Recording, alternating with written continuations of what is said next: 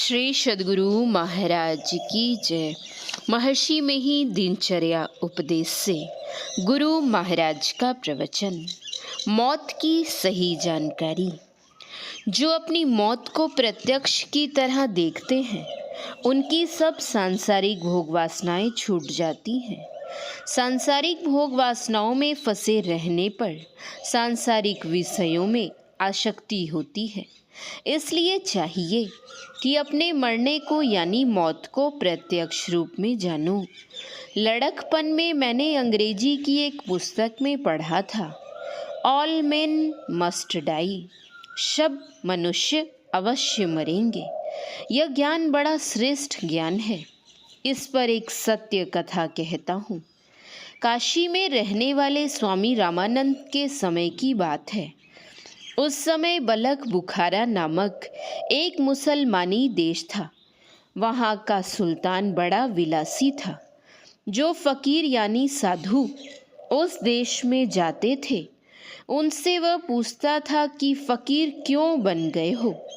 ठीक उत्तर नहीं मिलने पर उन्हें कैद कर लेता था और उनसे चक्कियाँ चलवाता था। यह खबर रामानंद स्वामी को मिली।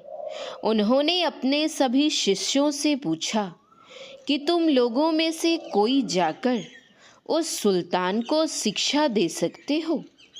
कबीर साहब को छोड़कर कोई उस मुसलमानी देश में जाने के लिए तैयार नहीं हुए।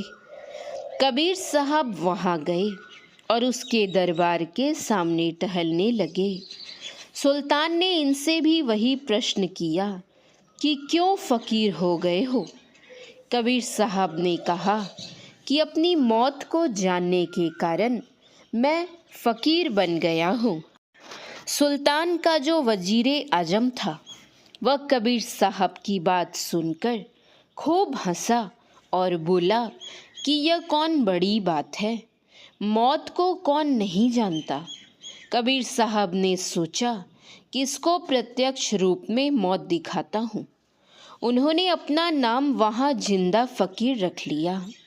जिंदा फ़कीर ने सुल्तान से एकांत में बुलाकर कहा कि देखिए सुल्तान, आप अपने मंत्री को हुक्म दीजिए कि आज से 7वें दिन तुमको फांसी दी जाएगी। आप इसको फांसी नहीं दीजिएगा। मैं सिर्फ यह दिखाना चाहता हूँ कि मौत को जानने पर मन कैसा होता है। सुल्तान ने सभा में जाकर ऐलान किया कि आज से 7वें दिन वजीरे आजम को फांसी दी जाएगी। इतना सुनते ही वजीरे आजम की सारी खुशहाली खत्म हो गई। वह किसी तरह घर गया और वहाँ जाकर खाना पीना छोड़कर खाट पर पड़ गया। परिवार के लोगों के द्वारा पूछे जाने पर कुछ भी उत्तर नहीं देता था। किसी तरह 6 दिन बीते। 7वें दिन सुल्तान के सामने वह बुलवाया गया।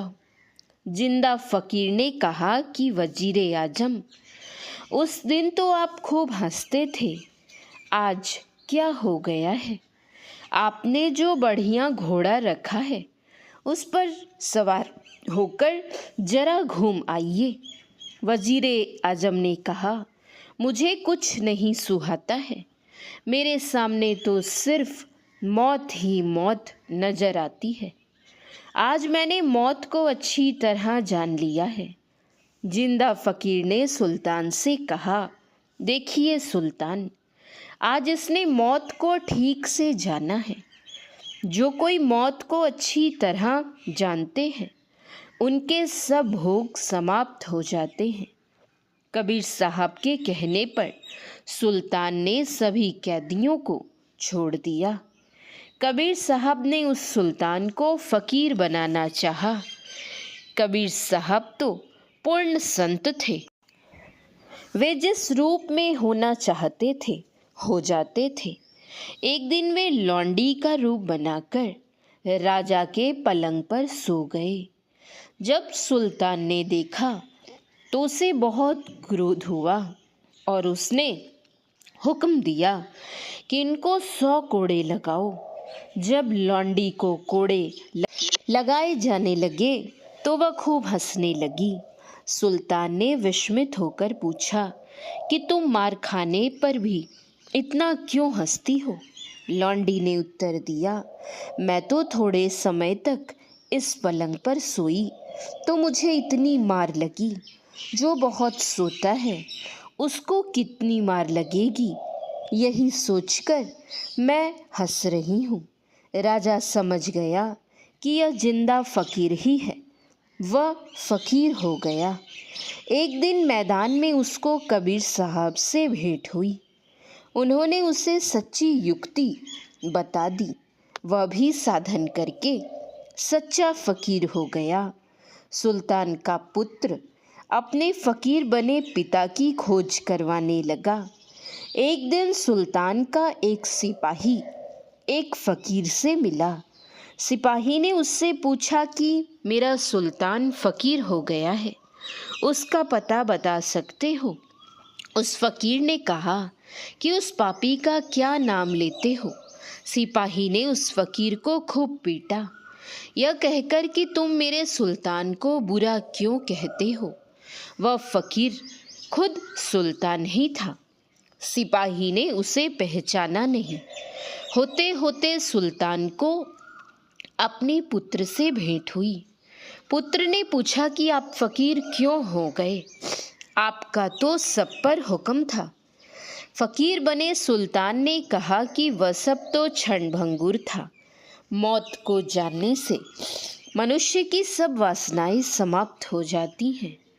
जो सिद्धि को प्राप्त कर लेते हैं उनकी बात तो कुछ और ही हो जाती है। जो नाक, आँख, त्वचा आदि के सुख में फंसे रहते हैं वे इंद्रियों से नहीं छूट सकते। जो संत होते हैं वे किसी की बुराई नहीं करते हैं। जैसे कबीर साहब, नानक साहब इत्यादि संतों ने किसी को साप नहीं दिया, इसी तरह दक्षिण में जितने महात्मा हुए हैं वे सभी बहुत सहनशील थे। नानक साहब ने कहा है, धरती उपाई धरी धर्मशाला। इस धरती रूपी धर्मशाला में लोग आते हैं फिर चले जाते हैं। लोगों को चाहिए कि वे ईश्वर का भजन करें। ठीक ठीक साधन करेंगे तो कुछ न कुछ प्रत्यक्षता होती जाएगी। अपने से अपने पर पहरा देना होगा। जो अपने को अपने पहरे के अंदर नहीं रखेंगे उनके लिए संकट का समय आ जाएगा। सत्संग से ही ज्ञान और गुरु की पहचान होगी, किसी दूसरे उपाय से नहीं। श्री सद्गुरु महाराज की जय। गुरु महाराज के अनमोल वचन, बिना कर्म किए कोई रह नहीं सकता और कर्म का फल बंधन है। बंध दशा से छूटकर मुक्त दशा में हम रहें। मुक्त दशा की ओर जाने के लिए सांसारिक सुख को तुच्छ जानकर अनासक्त रहना चाहिए। सांसारिक इच्छा मोक्ष का बाधक है, इसलिए कौशल से कर्म करो। महर्षि में ही परमहंस श्री सद्गुरु महाराज की जय। श्री सद्गुरु महाराज की जय। श्री सद्गुरु महाराज की जय।